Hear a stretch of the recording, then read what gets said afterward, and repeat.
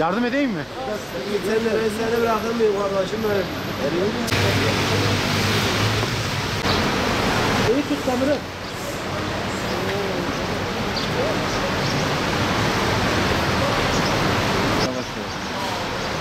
Geleyim mi?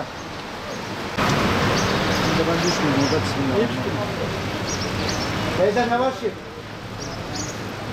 Yavaş yavaş. Üst geçit var orada.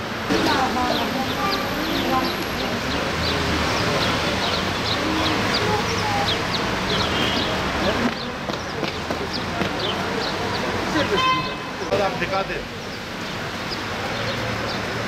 Bu yüzü var ya, hava gibi gelmiyor o.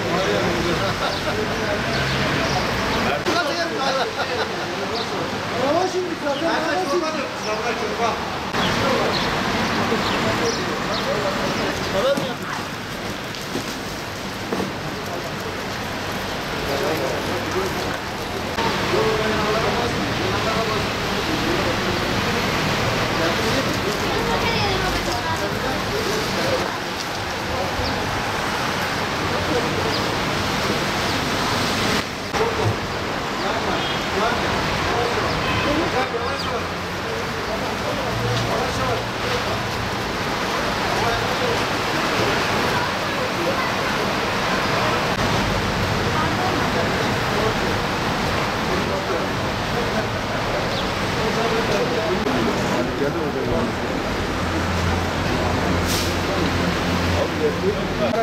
Tamam derler bırakırlar.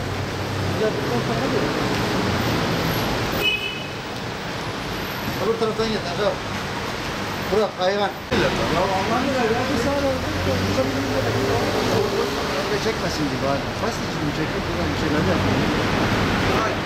Gitsin hele çek. Buna geldi pat diye gitti. Yavaş yavaş. Yolundan bula bakın.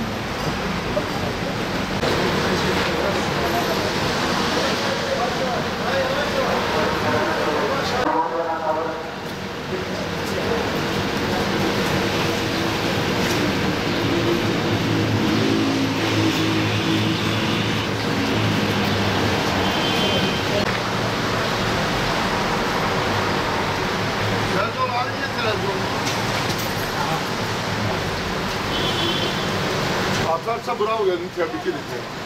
Atarsın Gelsene. Bana haber olsun ne olur.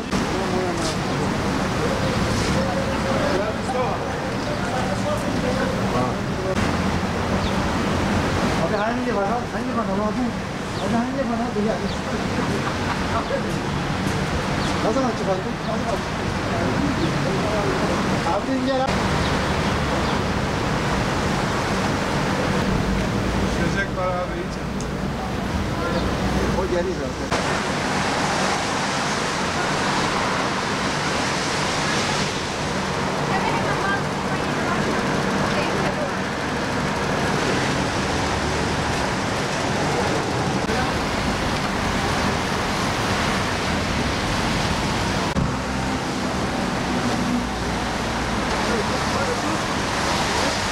Evet, yavaş yavaş gel, yan yan gel, yan yan, ayağını yan bas. Boyuna basma, ha. Çok daha yavaş yavaş.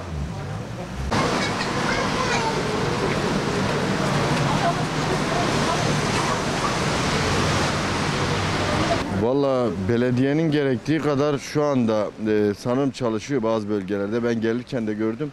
Ama sanırım çok işlek olan yerlere yetişemiyor. Yine de vatandaşlar açısından en azından sağlığı için ilk başta yayaların geçtiği yolları temizlemeleri lazım. Ya ben şu anda yaş olarak orta yaştayım. Benim yaşımın üzerinde olanlar zaten zorlanıyor. Çok zorlandınız neden? Çok zorlandım. Kayıyordu çünkü tüm belediyelerimizde çalışma yok. Sıfır yani. İndiğim yerde zorlandım. Arkadaşlar iniyor, kimi düşüyor, kollarını kırdılar. Hiç inilmiyor yani belli zaten buz tutmuş her taraf. Ne buz atma var ne su atma var hiçbir şey yok yani. Buzlu olduğundan, yaşlı olduğumdan, oranın da buz olduğundan zorlandım. Elbette ki belediyenin benim senin çağrına gerek olmadan bu belediyenin işidir. Bunu temizlemesi lazım. Buranın buz olduğunu, vatandaşın burada düşeceğini, mağdur olacağını belediye bilmiyor mu? Biliyordur. belediyenin ihmalıdır. Valla merdivenler buz tutmuş. Neredeyse düşüyordum.